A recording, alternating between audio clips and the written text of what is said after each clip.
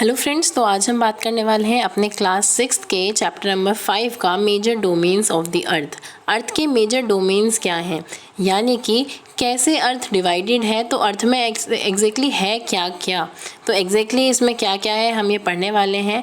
तो सबसे पहले हमें समझना होगा कि हमने पढ़ा था फर्स्ट चैप्टर में कि जो हमारी अर्थ है, ठीक है, वो इकलौता प्लैनेट है जहाँ पे लाइफ पॉसिबल है, ठीक है, कि जीवन सिर्फ और सिर्फ अर्थ पर पॉसिबल है, हमें ये पता है।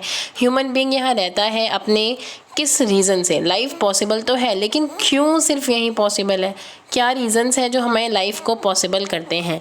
तो बेसिकली यहाँ की जो ज़मीन है, यहाँ का जो पानी है और यहाँ की जो हवा है, ठीक है, लैंड वाटर और एयर जो है, जो अर्थ पे प्रेजेंट है, वो हमारी लाइफ को पॉसिबल करते हैं। अगर वो नहीं होंगे तो हमारी जो लाइफ है वो पॉसिबल नहीं हो पाएगी, ठीक है। अभी हम 3 शब्द पढ़ने वाले हैं।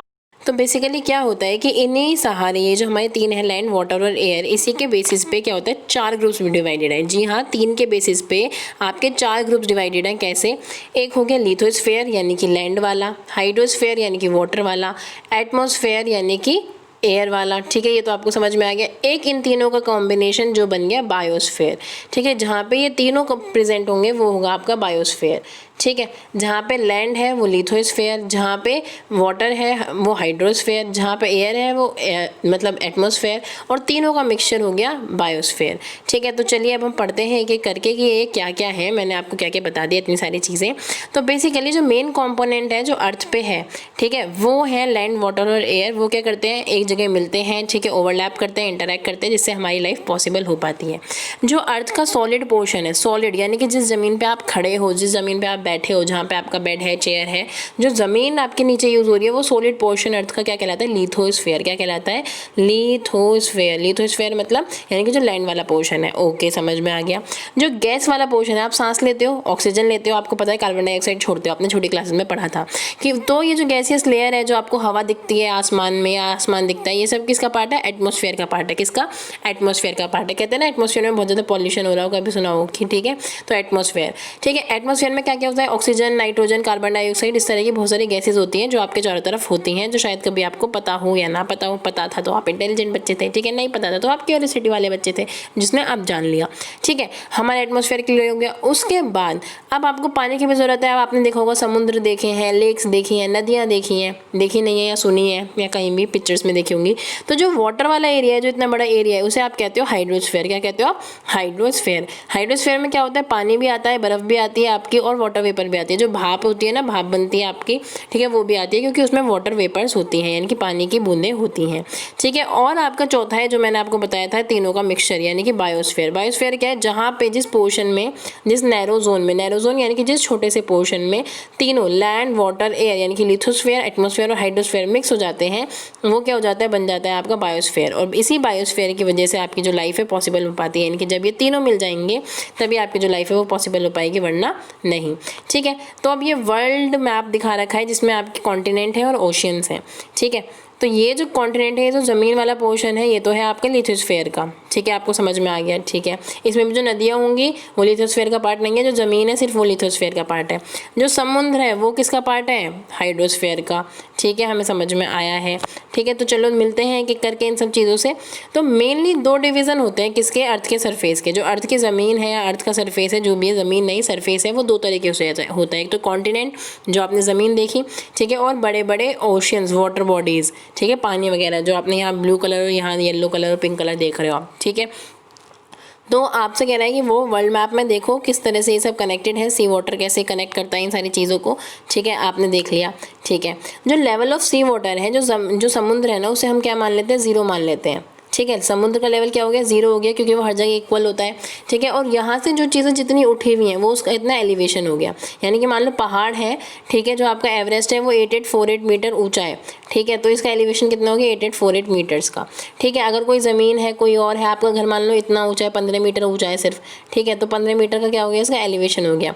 तो समुद्र को क्या आप मान लेते हो? 0, ठीक है, और उससे आप मेज़र करते हो कि कौन कितना ऊंचा हो गया, ठीक है, जैसे आप अपनी हाइट भी मेज़र करते हो ना, ठीक है, दीवार से लग के ऐसे। देखो माउंट एवरेस्ट की जो हाइट है वो क्या है? 8848 मीटर है, जो मैंने अभी ये बताया, जो आपका सबसे लंबा मतलब सबसे ऊंचा क्या है, पहाड़ है। ठीक है, समझ में आ गया। अब क्या है, सबसे डीप में अगर आप जाओगे तो सबसे डीप में क्या है, यानी कि सबसे ऊंचा कुछ है तो सबसे नीचे भी तो कुछ है। अब सबसे नीचा क्या है, सबसे नीचे वाली जो डेप्थ है वो है मराइना ट्रेंच की, जो कि आपको पैसिफिक ओशन में दिखेगा। पैसिफिक ओशन कौन सा समुद्र आ गया, देखो यहाँ पे पैसिफिक ओशन ये वाला समुद्र है, ये वाला पोर्शन, जो कि अगर आप इस मैप को गोल कर दोगे ग्लोब की तरह तो ये यहाँ पे भी आ जाता है।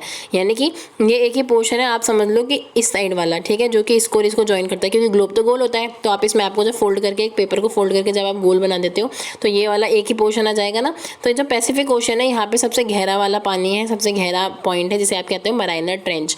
और वो कितना गहरा है, 11,022 मीटर्स गहरा है नीचे। यानी कि हम गहरे नीचे ज़्यादा हैं किसके कंपैरिजन में, ऊंचे में। ऊंचाई कम है हमारी, जबकि गहराई ज़्यादा नीचे है। यानी कि अर्थ कितनी बड़ी है आपको पता चल रहा होगा। और ये आपके फिल इन द ब्लैंक्स में भी आएगा, याद रखना, मराइना ट्रेंच। ओके, आगे हम पढ़ते हैं कि आपको पता है, अब आपको क्या पता होना चाहिए कि सबसे पहले किसने पहाड़ क्लाइंब करा या जो भी है। ठीक है, तो सबसे पहले जो माउंट एवरेस्ट क्लाइंब करा था, चढ़ी थी न्यूजीलैंड से एडमंड हिलेरी, दुनिया की पहली, है ना, दुनिया की पहली तो एडमंड हिलेरी हो गई। फिर इंडिया की पहली कौन हुआ, इंडिया का पहला हुआ टेंजिंग नोर्गे शेरपा। ओके, समझ में आ गया। हमें कब करी, 29 मई 1953। ओके, ठीक है। अब जब हमने मेल्स की बात कर ली तो मेल्स थे। वुमेन्स में कौन सबसे पहले हुआ, कौन सी लड़की सबसे पहले चढ़ी, जापान की जुनको तेबी। अब जुनको तेबी अगर दुनिया में सबसे पहले चढ़ी तो इंडिया की पहली कौन सी चढ़ी, इंडिया की पहली चढ़ी कौन, आपको पता होगा, बछेंद्री पाल, 23 मई 1984 को। ओके, और ये कब चढ़ी थी, 16 मई 1975 को। आपको ये कोई याद नहीं रखना, बट ये है कि एवरेस्ट पे चढ़ना बहुत मुश्किल बात है, तो कौन कब कब चढ़ा था ऐसे उन्होंने बता रखा है, आप जान सकते हो, बट रटने की जरूरत नहीं है। ठीक है, अब आपको पता है कॉन्टिनेंट, यानी कि जो आपके 7 मेजर कॉन्टिनेंट्स हैं जो वाटर बॉडीज से घिरे हुए हैं, कौन कौन से, Asia, Europe, Africa, north America, South America, Australia और अंटार्कटिका। चलो आपको मैप में दिखा देती हूँ। ठीक है, जो ग्रेटर पार्ट है हमारा वो नॉर्दर्न हेमिस्फीयर में रहता है। हमने हेमिस्फीयर पढ़े थे ना कि एक लाइन है इक्वेटर जो पूरी पृथ्वी को बीच में से बांटती है, ऊपर वाला नॉर्थ और नीचे वाला साउथ। देखो ये वाली लाइन है इक्वेटर की, ठीक है, ऊपर वाला क्या हो गया, नॉर्दर्न हेमिस्फीयर, नीचे वाला साउदर्न हेमिस्फीयर। ज़्यादातर ज़मीन के टुकड़े कहाँ हैं, देखो नीचे वाला ज़मीन का टुकड़ा सिर्फ यहाँ है, ठीक है, और सिर्फ यहाँ है, ठीक है, यहाँ है थोड़ा सा, ये भी बर्फ़ से ढका हुआ रहता है, और थोड़ा सा यहाँ है, लेकिन यहाँ देखो कितना सारा एरिया है। तो नॉर्दर्न हेमिस्फीयर में ज़्यादा ज़मीन है, ठीक है, तो ये आपको समझ में आ गया। ओके, और कौन कौन से हैं हमारे, नॉर्थ अमेरिका, साउथ अमेरिका जिसे आप अमेरिका भी कहते हो, ठीक है, अफ्रीका है, यूरोप है, एशिया है, ऑस्ट्रेलिया है और अंटार्कटिका है। ये जो 1 2 3 4 5 6 7 जो है ना, ये पीसेस लैंड के 1 2 3 4 5 6 7, ठीक है, ये क्या कहलाता है, कॉन्टिनेंट। कॉन्टिनेंट यानी कि जहाँ पे हम रहते हैं। और हमारा कॉन्टिनेंट कौन सा है, हमारा कॉन्टिनेंट है एशिया, ये जो येलो कलर से दिखा रखा है, ठीक है, और इसमें भी इंडिया, ये रहा। ठीक है, समझ में आ गया। ठीक है, अब आगे चलते, कॉन्टिनेंट्स हमने देख लिए। अब वो एक एक करके बता रहा है कि इस कॉन्टिनेंट की क्या क्या खासियत है। अब ये जो एशिया है, जो आपको येलो कलर से दिख रहा है, देखो अपनी बुक में भी येलो कलर से, ये जो येलो कलर का मैप दिख रहा है, ठीक है, तो हम येलो कलर पे देखने वाले हैं एशिया का क्या है, सबसे बड़ा है कॉन्टिनेंट। देखोगे अपनी बुक में तो सबसे बड़ा ही दिखेगा आपको, ठीक है, सबसे बड़ा है साइज में, 1/3 एरिया कवर करता है, यानी कि पूरी दुनिया का 1/3 एरिया तो इसी के पास है, जमीन का सिर्फ। ठीक है, ईस्टर्न हेमिस्फीयर में लाई करता है। ईस्टर्न हेमिस्फीयर यानी कि अगर पृथ्वी को ऐसे करोगे तो ऐसे होगे, तो ये ऊपर वाला नॉर्दर्न और नीचे वाला साउदर्न। तो नॉर्थ में भी अगर हम ऐसे काट देंगे तो इधर वाला ईस्टर्न होता है, इधर वाला वेस्टर्न होता है, आपको पता है ना। तो ये ईस्टर्न हेमिस्फीयर में लाई करता है, कहाँ करता है, ईस्टर्न हेमिस्फीयर। ठीक है, फिर ट्रॉपिक ऑफ कैंसर इसके बीच में से जाती है, आपको पता था, वो आपने सेकंड चैप्टर में पढ़ा था कि इक्वेटर है, इक्वेटर के ऊपर एक लाइन जाती है जिसे आप ट्रॉपिक ऑफ कैंसर कहते हो। ठीक है, ये एशिया से होकर गुजरती है। एशिया और जो यूरोप है वो सेपरेटेड है माउंटेन से, जो यूराल माउंटेन्स है, ये भी आपके एक्सरसाइज में आएगा। ठीक है, और अगर हम इन दोनों को जोड़ दें, एशिया और यूरोप को, तो हम इन्हें क्या कहते हैं, यूरेशिया कहते हैं। अब मैंने ये क्या कह दिया, तो देखो आपको पता है कि यहाँ पे जो पर्पल वाली कलर है और जो येलो वाला कलर है, इसके बीच में पानी नहीं आ रहा ना। देखो यहाँ पानी, यहाँ और यहाँ पे पानी नहीं आ रहा, ज़मीन है सिर्फ। ठीक है, तो यहाँ के जो माउंटेन्स हैं इनका नाम है यूराल्स। कौन सा नाम है इनका, यूराल्स। ठीक है, ये आपकी किस में आएगा, फिल इन द ब्लैंक्स में आएगा, याद रखना। ठीक है, और अगर हम इन दोनों को जोड़ दें, क्योंकि पानी नहीं है तो अलग तो कोई कर ही नहीं रहा, अगर हम इन दोनों को जोड़ दें तो हम इन्हें क्या कहेंगे, यूरेशिया। क्या कहेंगे, Eurasia. Europe plus Asia is equals to Eurasia. ठीक है, ये हो गया यूरोप और ये हो गया एशिया, मिलके बन गया यूरेशिया। ठीक है, समझ में आ गया हमें। ओके, कुछ भी नहीं था इसमें, तो आगे चलते हैं। अब यूरोप जो अभी मैंने दिखाया पर्पल कलर का, छोटा है एशिया से, तो हमें पता ही है कौन, तो क्या करता है, एशिया के वेस्ट में है। ठीक है, अब डायरेक्शन देखो, ईस्ट वेस्ट नॉर्थ साउथ, यहाँ पे एशिया था, यहाँ पे, तो ये वेस्ट साइड हो गया ना। ठीक है, तो वेस्ट साइड में पड़ता है। देखो आगे क्या कह रहा है कि इससे आर्कटिक सर्कल गुजरता है। अब देखो जैसे हमने सेकंड चैप्टर में देखा था कि ये क्या था, आपका इक्वेटर था, ये आपका कैंसर था, ट्रॉपिक ऑफ कैंसर, जो आपने देखी एशिया से गुजरता है। उसके ऊपर एक लाइन थी ना आर्कटिक सर्कल वाली, ठीक है, ये यूरोप से होकर गुजरती है। कहाँ से होकर गुजरती है? यूरोप से होकर गुजरती है। और क्या है, ये 3 साइड से पानी से घिरा हुआ है, ठीक है। एक साइड से तो एशिया लगा हुआ है, अभी हमने देखा था ज़मीन है तो यहाँ पे एशिया है, और यहाँ पे सारे में क्या है, नीचे ऊपर पानी वगैरह है, ठीक है। अब हम अफ्रीका देखते हैं। अफ्रीका क्या है, सेकेंड लार्जेस्ट कॉन्टिनेंट है, यानी कि एशिया के बाद सबसे बड़ा क्या है, अफ्रीका है, जिसके ऊपर से क्या क्या गुजरता है, इक्वेटर भी गुजरता है, ठीक है, और भी बहुत सारी लाइन से गुजरती है। कौन सी? इक्वेटर। देखो अब यहाँ पे 3 लाइनें लाई करती हैं, ट्रॉपिक ऑफ कैंसर, ये हो गया इक्वेटर, और ये हो गया ट्रॉपिक ऑफ कैप्रिकॉर्न। हम इस ग्रीन वाले की बात कर रहे हैं, ठीक है। एशिया के बाद सेकंड नंबर पे बड़ा यही है। अब वो कह रहा है कि यहाँ पे दुनिया का सबसे ज़्यादा गर्म रेगिस्तान है, जिसे आप सहारा डेजर्ट कहते हो, जो कि अभी आपने ऐसे जो मैप देखा था ना, इसके यहाँ पे आपको सहारा डेजर्ट मिलेगा, ठीक है। उसके बाद कह रहा है कि आप देखोगे तो ये 3 तरफ से, यहाँ से सारे तरफ से पानी से घिरा हुआ है, ठीक है, बल्कि चारों तरफ से, ऊपर से भी थोड़ा सा पानी है, ओके। इसमें सबसे लंबी नदी बहती है, दुनिया की सबसे लंबी नदी जो नील नदी है वो यहाँ पे बहती है अफ्रीका में, ठीक है, नील नदी। और इंडिया की कौन सी सबसे लंबी है? आप गंगा कहते हो, ठीक है, लेकिन सबसे गहरी ब्रह्मपुत्र भी है, ठीक है। तो नील नदी दुनिया की सबसे ज़्यादा है, ओके। अब हम देख लेते हैं नॉर्थ अमेरिका, जहाँ पे यूएसए, डोनाल्ड ट्रंप, आपने नाम सुना होगा, ठीक है। तो यहाँ क्या है, ये 3rd लार्जेस्ट है, यानी कि सबसे पहले हो गया एशिया, दूसरे नंबर पे हो गया अफ्रीका, अब क्या हो गया, नॉर्थ अमेरिका, ठीक है। बहुत ही नैरो स्ट्रिप से जुड़ा हुआ है, किससे? साउथ अमेरिका से, जिसे आप कहते हो इस्थमस पनामा। अभी मैं बताऊंगी ये क्या होता है, ठीक है। नॉर्दर्न और वेस्टर्न हेमिस्फीयर में आता है, यानी कि ऊपर की साइड है वैसे तो, अगर ऊपर नीचे में देखो तो ऊपर की साइड है, और आगे पीछे में देखो तो यहाँ इस साइड है, वेस्टर्न की साइड है, ठीक है। और ये 3 तरफ से पानी से घिरा हुआ है, और 3 अलग अलग ओशंस को घेरता है। अभी हम देखेंगे मैप अपना, देखो आप यहाँ पे मैप देखो कौन कौन सा ओशन आ गया यहाँ पे। तो यहाँ पे आर्कटिक ओशन देखो, ये रहा यहाँ पे, अटलांटिक ओशन देखो, ये रहा यहाँ पे, और ये पैसिफिक ओशन भी से घेरता है, ये है आपका यूएसए, ठीक है।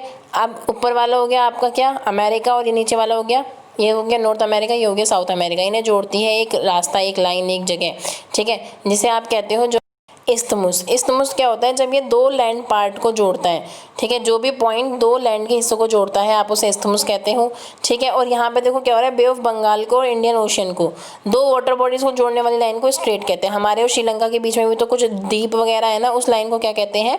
वो कहते हैं, हम उसे स्ट्रेट कहते हैं, क्योंकि वो 2 पानी को जोड़ रहे हैं। इंडियन ओशन है हमारे देश के पास, और नीचे की तरफ क्या है, वो यहाँ पे बे ऑफ बंगाल है, और यहाँ पे इंडियन ओशन है। इन दोनों को जोड़ने वाला क्या होता है? स्ट्रेट, और 2 जमीन को जोड़ने वाला होता है इस्थमुस, ठीक है, समझ में आया। इस इस्थमुस का नाम क्या है? इस्थमुस ऑफ पनामा, ठीक है, हमें समझ में आ गया। अब हम साउथ अमेरिका की बात करते हैं, उस नीचे वाले पोर्शन की बात करते हैं। सबसे बड़ी रेंज है माउंटेन्स की, सबसे बड़ी का मतलब है लंबी। ऊंचा तो हो गया एवरेस्ट दुनिया का, वो तो इंडिया और नेपाल में आपको दिखेगा, लेकिन सबसे लंबी रेंज यानी कि पहाड़ों की सीरीज कहाँ पे है? यहाँ पे साउथ अमेरिका में, जिसे आप एंडीज कहते हो, एंडीज पर्वत, ठीक है। और साउथ अमेरिका क्या है? दुनिया की सबसे लार्जेस्ट रिवर है यहाँ, अमेजन, ठीक है। लार्जेस्ट और लॉन्गेस्ट में ध्यान रखना, जो हमारी वो नील नदी थी, ठीक है, नील नदी क्या थी? लॉन्गेस्ट थी, सबसे लंबी बहने वाली थी, ठीक है, लंबी जाती थी नील रिवर। सबसे गहरी, लार्जेस्ट कह लो कि उसमें बहुत सारे वो हैं, ठीक है। तो वर्ल्ड्स लार्जेस्ट रिवर क्या है? अमेजन है, ठीक है, जिसकी अमेजन की ऐप भी है, ठीक है। चलो वो तो अलग बात हो गई। अब यहाँ पे देख लेते हैं कौन से 2 ओशियन है जो साउथ अमेरिका के पास है। तो एक हो गया अटलांटिक ओशियन और एक हो गया पैसिफिक ओशियन, ठीक है। तो ये दोनों कहाँ है? साउथ अमेरिका के पास है। ये हो गया नॉर्थ अमेरिका, साउथ अमेरिका, ठीक है, समझ में आ गया। आगे चलते हैं, हम ऑस्ट्रेलिया की बात करते हैं, ठीक है। ऐसी आपने शेप देखी होगी वर्ल्ड मैप में, नहीं देखी है तो अभी जाके देखो। साउदर्न हेमिस्फीयर में, यानी कि बिल्कुल नीचे वाले पार्ट में ही है, ठीक है। चारों तरफ से ओशन से घिरा हुआ है, इसलिए हम इसे आइसलैंड कॉन्टिनेंट भी कहते हैं। आइसलैंड किसे कहते हैं? कोई ऐसा जमीन का टुकड़ा जो पानी से घिरा हुआ हो चारों तरफ, ठीक है। और ये भी क्या है? चारों तरफ से पानी से घिरा हुआ है, तो आप इसे क्या कहते हो? आइसलैंड ओशन कहते हो, ओके। अब एक है अंटार्कटिका ओशन। अंटार्कटिका कहाँ है? वहाँ पे सिर्फ और सिर्फ बर्फ पड़ती है, ठीक है, जहाँ पे आपको पोलर बियर देखने को मिलते हैं, आपने कार्टून वगैरह में देखे होंगे। कंप्लीटली साउदर्न हेमिस्फीयर में, नीचे की साइड है, बहुत बड़ा, लाइक बड़ा कॉन्टिनेंट है, बहुत बड़ा तो नहीं, बड़ा है। साउथ पोल पे एग्जिस्ट करता है, जो हमने देखा था ना कि ऐसे है, ऐसे काटोगे तो ऊपर वाला नॉर्थ पोल, नीचे वाला साउथ पोल। तो यहाँ साउथ पोल पे, यहाँ नीचे एग्जिस्ट करता है, ठीक है। यहाँ पे कोई रह तो नहीं सकता, ठीक है, लोग नहीं रह सकते, क्योंकि यहाँ पे बहुत बड़ी बड़ी बर्फ की परत जमी हुई रहती है। लेकिन यहाँ पे क्या है? बहुत सारे हमारे क्या है? साइंटिस्ट के रिसर्च करने के स्टेशन हैं। तो इंडिया का भी स्टेशन है, और इंडिया के स्टेशन का नाम क्या है? मैत्री और दक्षिण गंगोत्री, ठीक है, मैत्री और दक्षिण गंगोत्री। आपने ज़मीन के टुकड़ों के बारे में तो पढ़ लिया, जो आपके 7 कॉन्टिनेंट है, 7 महाद्वीप है। अब आप पढ़ोगे पानी के बारे में। हमारी अर्थ को क्या कहा जाता है? ब्लू प्लैनेट क्या कहा जाता है? क्यों? क्योंकि 71% हमारा क्या है? पानी से घिरा हुआ है। लेकिन याद रखना, 71% पानी से, 29% लैंड से घिरा हुआ तो है, लेकिन फिर भी हम कहते रहते हैं पानी बचाओ, पानी बचाओ। क्यों भाई? क्यों? क्योंकि ज़्यादातर पानी किस में है? ओशियन की फॉर्म में, यानी कि जो हमारा समुद्री पानी है ना, जो खारा होता है, जिसमें नमक होता है, जो मनुष्य के इस्तेमाल का नहीं होता, उस फॉर्म में है। और रियल वाटर जो हम यूज़ कर सकते हैं वो बहुत कम है। देखो 97% 90% पानी तो आपका वेस्ट चला जाता है, वेस्ट नहीं कह सकते, बट हाँ ओशियन में जाके खारा हो जाता है, ठीक है। लेकिन क्या है कि बहुत कम पानी हमारा पीने के लिए कह लो क्या, या फिर हम जिसे यूज़ करते हैं वो, ठीक है। लेक्स में, आइस में, किस किस फॉर्म में आपको नदी के समुद्र में मिलेगा, नदियों में मिलेगा, समुद्र में मिलेगा, लेक्स में मिलेगा, आपके ग्लेशियर्स में मिलेगा जहाँ पे बर्फ़ जमी हुई होती है, अंडरग्राउंड भी हमारा पानी है, ठीक है। वाटर वेपर के रूप में भी है, इन सबको जोड़ के आपका हाइड्रोस्फीयर मिलता है, यानी कि कहीं से भी पानी मिल जाए ना वो आपका हाइड्रोस्फीयर हो जाएगा। पानी इतना सॉल्टी आपको पता है, हम उसे यूज़ नहीं कर सकते, आइस शीट से पिघल के पानी क्या होता है, नदियाँ बनती है और नदियों के पास फ्रेश वाटर आता है और फिर उसके बाद वो समुद्र में मिल जाता है, ठीक है। तो ये वाली बात है। और प्लैनेट पे देखो इतनी शॉर्टेज हो रही है, इतना सारा पानी है कहने को, ठीक है। 97.5% तो क्या है पर ओशन है, समुद्र आप उसे यूज़ नहीं कर सकते, सिर्फ 2.5 आप यूज़ कर सकते हो फ्रेश वाटर। और 2.5 में से भी कितना किस फॉर्म में, अभी हम ये भी देखेंगे। तो देखो हम किस फॉर्म में है, पहले देखो ओशन, सबसे ज़्यादा बड़ा पार्ट क्या है, ओशन का है। जो ओशन है वो मेजर पार्ट है, जो कि सारे जो जगह हैं, ये जो आपकी लैंड थी, इन्हें कनेक्ट करता है। तो देखो ये बॉक्सेस में क्या दिखा रहे हैं, ये आपके सारे कॉन्टिनेंट है, कौन सा बड़ा है कौन सा छोटा है आपको पता है ना। एशिया देखो कितना बड़ा दिखा रखा है, अफ्रीका दूसरे नंबर पर, नॉर्थ अमेरिका है, ठीक है। उसके बाद क्या है, साउथ अमेरिका, यूरोप, ऑस्ट्रेलिया और अंटार्कटिका तो हम अलग ही रखते हैं, ठीक है, क्योंकि वहाँ पे कोई रहता ही नहीं है, ठीक है। चलो उसे, अब हम ओशन की बात कर रहे थे। ओशन हमेशा मूव करते रहते हैं और इनका जो मूवमेंट होता है 3 तरीके से होता है, जो कि आप डीपली बड़ी क्लास में पढ़ोगे, वेव्स, टाइड्स और ओशन करंट, ठीक है। यानी कि लहरें उठती हैं, कुछ ज्वार भाटे उठते हैं जिसकी वजह से कुछ इलेक्ट्रिसिटी बनती है, और ओशन करंट्स आते हैं जो आप बड़ी क्लासेस में पढ़ोगे, रटने की जरूरत नहीं है। 7 हमारी ज़मीन के टुकड़े थे, तो उन्हें जोड़ता कौन है, 5 हमारे ओशन के टुकड़े, कौन कौन से, Pacific ocean, Atlantic ocean, Indian ocean, southern ocean, Arctic ocean, जो कि मैंने आपको बता भी दिया है, ठीक है। और ये साइज़ के अकॉर्डिंग है, इनकी सबसे बड़ा क्या है पैसिफिक, उसके बाद अटलांटिक, उसके बाद इंडियन, उसके बाद साउदर्न, उसके बाद आर्कटिक, ठीक है। अभी हम देखेंगे भी उन्हें। अब क्या है, पैसिफिक ओशन सबसे बड़ा ओशन है, ठीक है, जो कि 1/3 ऑफ अर्थ का कवर कर लेता है, 1/3, ठीक है। उसके बाद सबसे गहरा पॉइंट मैरीना ट्रेंच, जो मैंने आपको बता दिया था, सबसे गहरा वाला इसी में ही है, पैसिफिक ओशन में। पैसिफिक ओशन सर्कुलर शेप का है, एशिया, ऑस्ट्रेलिया और नॉर्थ साउथ अमेरिका के बीच। आपको एग्जैक्टली रटना नहीं है कौन कहाँ पे है, आप यहाँ देख लो, पैसिफिक ओशन देखो यहाँ है और यहाँ है, जो कि जब आप ऐसे पेपर को बंद करोगे ना, एक पेपर लो, उसके बाद पेपर की कोनों को, इन 2 कोनों को चिपका दो आपस में, जब चिपका दोगे तो आपको सर्कुलर मिलेगा कुछ सिलेंडर की फॉर्म में। तो ये पैसिफिक और ये पैसिफिक एक साथ जुड़ जाएगा ना, और जब ये जुड़ जाएगा तो आप इसे इसलिए सर्कुलर फॉर्म में बोल रहे हो, ठीक है। दूसरा आपका ओशन है अटलांटिक ओशन। अटलांटिक ओशन का ये रहा, वो कह रहा है एस शेप में। एस शेप में कैसे है, ये देखो इस एस वाले यानी कि अटलांटिक समुद्र के वेस्ट में क्या है, नॉर्थ अमेरिका और साउथ अमेरिका है, हमें पता है। यहाँ पे बहुत ज़्यादा क्या होता है, व्यापार होता है यहाँ पे, मतलब अच्छे से जहाज के लिए बंदरगाह वगैरह बनाए जाते हैं, बंदरगाह यानी कि जहाँ जहाज रुकते हैं, ठीक है। इंटेंडेड कोस्ट लाइन क्या होती है, जिसमें बहुत सारे मुड़ाव होते हैं। इनकी जो कोस्ट लाइन है वो इंटेंडेड है, इंटेंडेड यानी कि जो मतलब ऐसे घुमाई सी है, इनकी एक तो होगी ऐसे सीधी, ठीक है, ऐसे सीधी होगी तो कम एरिया कवर होगा, अगर ऐसे घुमाऊंगी मैं चीज़ों को तो ज़्यादा एरिया कवर करेगी ना।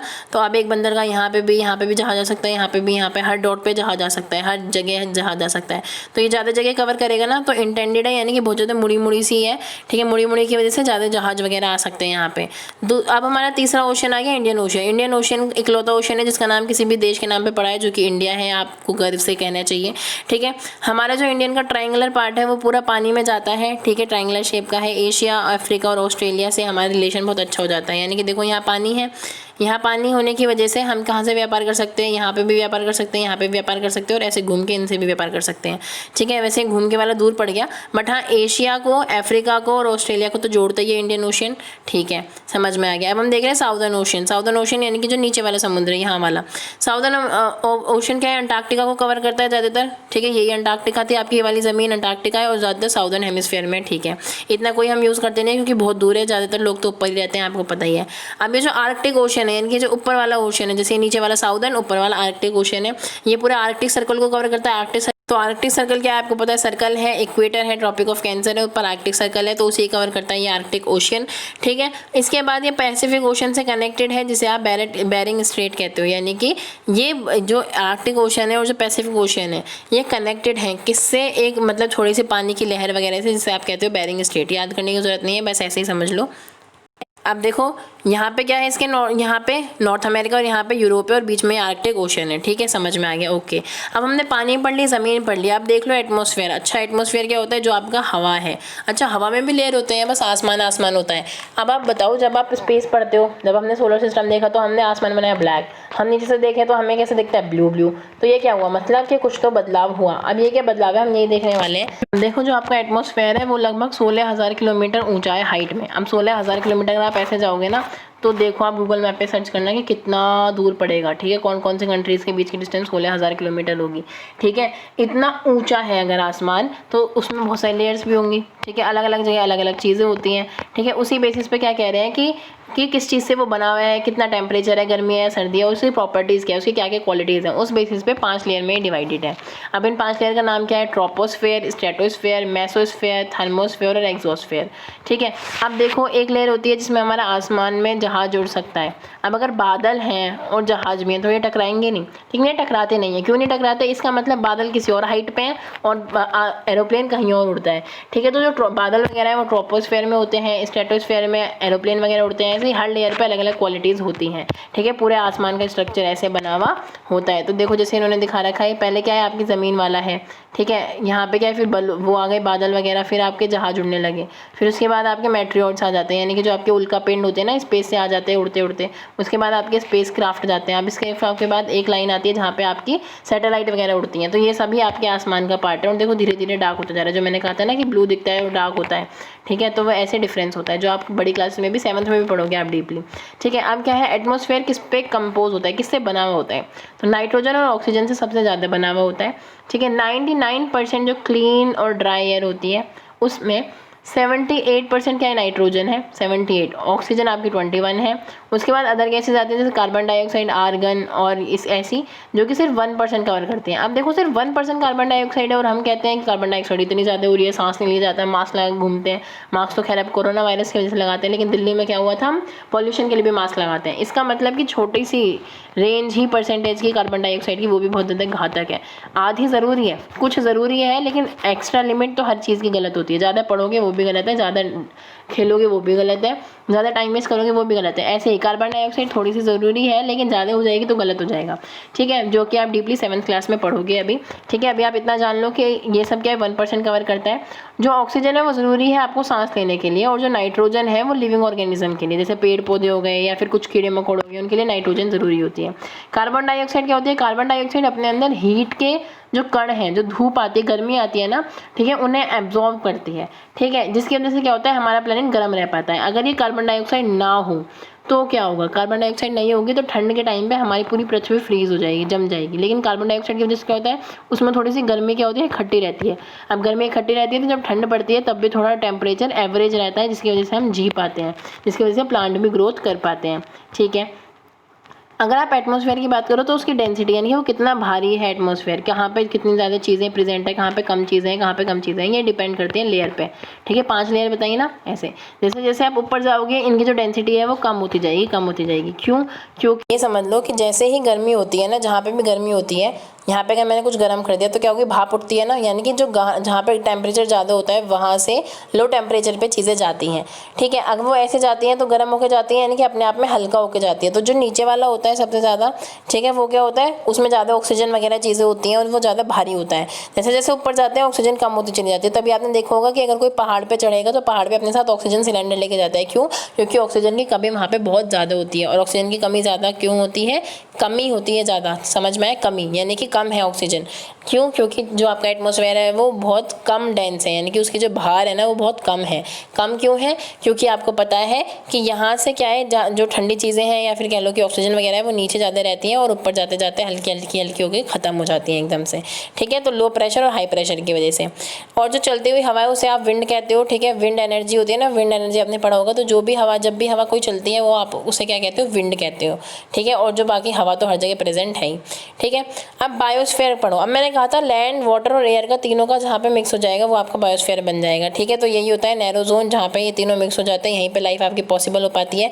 सारे साइज़ के लोग, हम ह्यूमंस कह लो, माइक्रोब्स कह लो, यानी कि जो छोटे मोटे कीड़े वगैरह कुछ कह लो, बैक्टीरिया, वायरस, सब लोग इसी जगह पे रहते हैं। सबको क्या चाहिए?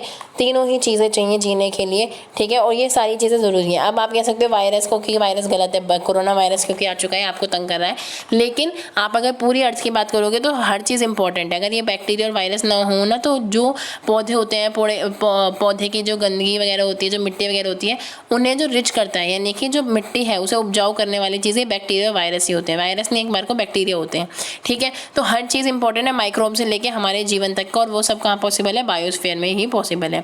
बायोस्फीयर को अगर आप डिवाइड करोगे तो बेसिकली 2 जगह से डिवाइड हो जाएगा, यानी कि एक तरह के लोग रहते हैं यहाँ पे जो जानवर हैं, जो आप एनिमल किंगडम में आते हो, इंसान भी एनिमल किंगडम में ही आता है, और एक है प्लांट किंगडम यानी कि जो पेड़ पौधे हैं, ठीक है।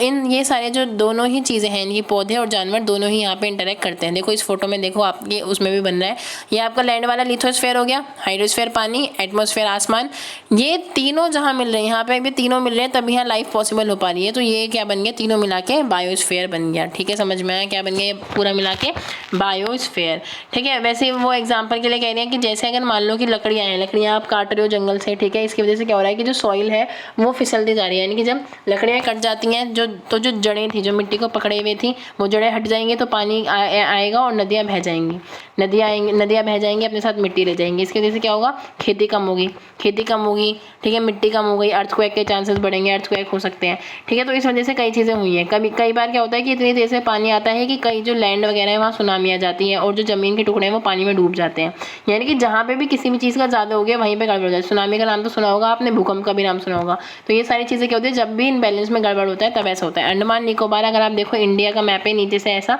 ठीक है, तो क्या है, यहाँ पे लक्षद्वीप वाला समूह और यहाँ अंडमान निकोबार है। तो अंडमान निकोबार कई बार के कुछ आइसलैंड यानी कि कुछ टुकड़े क्या होते हैं, पानी में डूब जाते हैं, ठीक है। तो हमारे लिए क्या ज़रूरी है कि आप हर चीज़ ध्यान रखो कि कौन चीज़ कितनी मात्रा में है। इसीलिए इंडस्ट्रीज़ वगैरह से हम बात करें, क्या होता है कि वैसे ना जितने प्लांट लेंगे और जितना एनिमल लेंगे वो इक्वल मात्रा में है। तो क्या है, एनिमल कार्बन डाइऑक्साइड छोड़ते हैं और प्लांट लेते हैं, ठीक है, प्लांट ऑक्सीजन छोड़ते हैं और एनिमल लेते हैं। लेकिन दिक्कत कहाँ हुई, दिक्कत तब हुई जब हमने इंडस्ट्रीज़ खोल दी, हमने व्हीकल चलाए, हमने सारी चीज़ें पॉल्यूट कर दी, तो हमने कार्बन डाइऑक्साइड की मात्रा क्या कर दी, बढ़ा दी। अभी कार्बन डाइऑक्साइड की मात्रा बढ़ गई तो इससे क्या हुआ, यानी कि ग्लोबल का जो टेम्परेचर है वो बढ़ने लगा, इसलिए ग्लोबल वार्मिंग हो गई। मैंने कहा था ना, कार्बन क्या करता है, हीट को ट्रैप करता है। जब तक ये अपनी लिमिटेड मात्रा में था तब तक तो हमारे जीवन को पॉसिबल कर रहा था। अब जब ये ज़्यादा हो गया तो ऑब्वियसली गर्मी ज़्यादा तो हम तो टिक भी नहीं पाएंगे, जल जाएंगे, ठीक है। तो इसी वजह से क्या होता है, आजकल बहुत ज़्यादा स्किन प्रॉब्लम्स वगैरह होती है क्योंकि कार्बन डाइऑक्साइड ज़्यादा हो चुका है, पॉल्यूशन ज़्यादा हो चुका है, ठीक है। तो इसलिए लिथोस्फेयर, एटमॉस्फेयर और हाइड्रोस्फेयर में बैलेंस ज़रूरी है। बैलेंस नहीं होगा तो काफ़ी गड़बड़ हो जाएगी। तो चलिए हम क्या करते हैं, क्वेश्चन आंसर करते हैं जिससे आपका रिवीजन भी होगा। कौन से 4 डोमेन्स हैं, hydrosphere, lithosphere, atmosphere, biosphere, okay. Major continent कौन से 7 हैं, कौन से, Asia, Africa, Europe, North America, South America, Antarctica, Australia, okay. 2 continent, ठीक है, जो कि साउदर्न हेमिस्फेयर में पूरी तरह, एक तो आपका ऑस्ट्रेलिया था, ठीक है, जो यहाँ पे आइसलैंड वाला था, और एक आपका अंटार्कटिका था जहाँ पे लोग रहते नहीं है, सिर्फ बर्फ़ की वो है, ठीक है। आप डिफरेंट लेयर ऑफ एटमॉस्फेयर की कौन से डिफरेंट लेयर है, 5 लेयर, ट्रोपोस्फेयर, मेसोस्फेयर, ठीक है, स्ट्रेटोस्फेयर, थर्मोस्फेयर, ये वाली चीज़ें, ठीक है। अब ब्लू प्लैनेट क्यों कहते हैं अर्थ को, क्योंकि वहाँ पे क्या है, 71% पानी से घिरा हुआ प्लैनेट है, इसलिए हम इसे ब्लू प्लैनेट कहते हैं, ओके। नॉर्दर्न हेमिस्फेयर को लैंड हेमिस्फेयर क्यों कहते हैं, क्योंकि मैंने आपको बताया था कि जब आप पृथ्वी देखोगे तो आपका जो नॉर्दर्न हेमिस्फेयर है, यहीं पे ज़्यादातर ज़मीन रहती है, यहीं पे लोग रहते हैं, इसलिए वो लैंड हेमिस्फेयर कहलाता है, ठीक है। और क्या है, बायोस्फेयर क्यों इंपॉर्टेंट है ऑर्गेनिज्म के लिए, क्योंकि बायोस्फेयर में लैंड, वाटर और एयर तीनों कनेक्ट करती हैं, और भारत में या मतलब दुनिया में किसी को भी जीने के लिए इन तीनों की ज़रूरत है। अब चलो एक्सरसाइज करते हैं, टिक मार्क। माउंटेन रेंज कौन सी है जो यूरोप को एशिया से अलग करती है, मैंने कहा था याद रख लेना, उसमें आएगा, ये है आपके यूराल्स, ओके, समझ में आ गया। इससे जो नेक्स्ट है, नॉर्थ अमेरिका और साउथ अमेरिका के कॉन्टिनेंट को कौन लिंक करता है, मैंने आपको बताया था इस्थमुस, 2 ज़मीन के टुकड़ों को ज्वाइन करने वाले द्वीप को क्या कहते हो आप, इस्थमुस कहते हो, इस्थमस, ठीक है, मुस कह लो, इस्थमस कह लो, ठीक है, ओके।